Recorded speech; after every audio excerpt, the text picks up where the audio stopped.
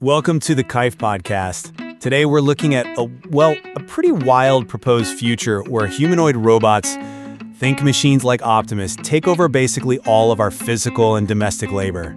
Yeah, we're talking about a world where machines do everything from cooking Michelin-level meals in your kitchen to building a $10,000 home from the ground up.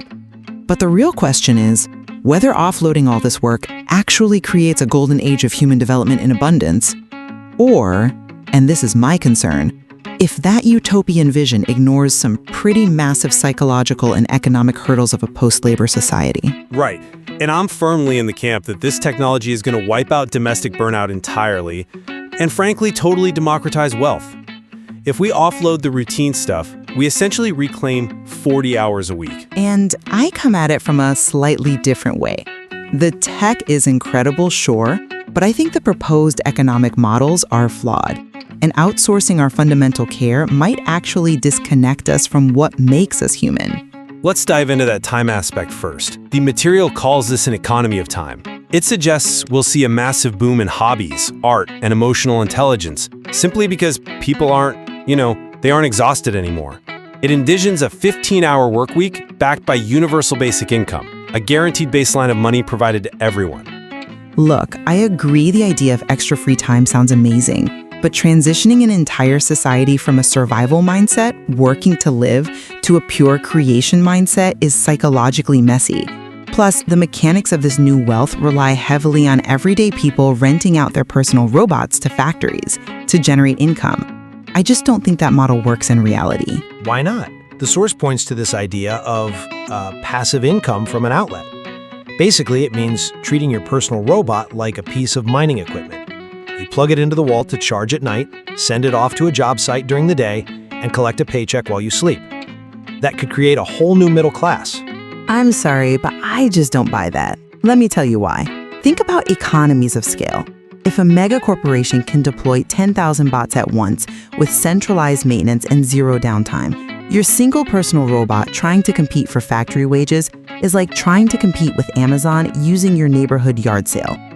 The value of an individual renting out one bot is going to absolutely plummet. That's an interesting point, though I would frame it differently.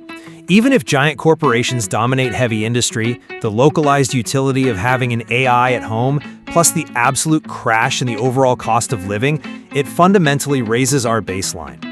If those mega fleets can build houses and farm crops at near zero marginal cost, physical goods will cost pennies. The definition of wealth itself changes. Okay, cheaper goods, sure. But let's look at how this plays out inside the home, because that's where I have the biggest concerns. The material talks about robots handling infant care, doing the nighttime soothing, sterilizing bottles, and even providing companionship for the elderly. Exactly. And by removing those constant draining stressors, we completely eliminate domestic friction. Think about the lack of sleep that new parents go through.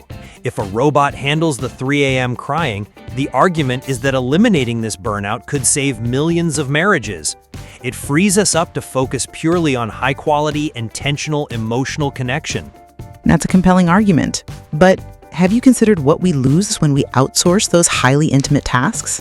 When you hand over the physical act of soothing your baby in the middle of the night, or when you offload the physical care of an aging parent to a machine, you're outsourcing vulnerability. Those difficult, frictional moments are actually what generate deep human bonds. I worry that detaching ourselves from the care process detaches us from each other. I see why you think that, but let me give you a different perspective. Eliminating the sheer exhaustion of changing diapers or lifting a frail parent doesn't erase love. It leaves us with more emotional bandwidth to actually be present with them. You're not too tired to play with your kid or listen to your parents' stories. I hear you. The bandwidth argument is fair.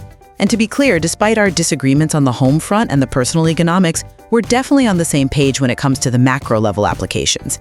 Sending fleets of these things to autonomously clean up the oceans or build hyper-cheap infrastructure is an undeniable win. Absolutely. Doing the dangerous jobs like mining rare earth metals or eliminating workplace injuries entirely, that's a massive benefit to the planet. But the core tension remains. Will humans seamlessly adapt to a daily life completely devoid of physical labor? Mega fleets. It poses profound questions about human meaning that we haven't answered yet. We will leave it to the listener to weigh the evidence and decide which vision of our post-labor future seems more plausible.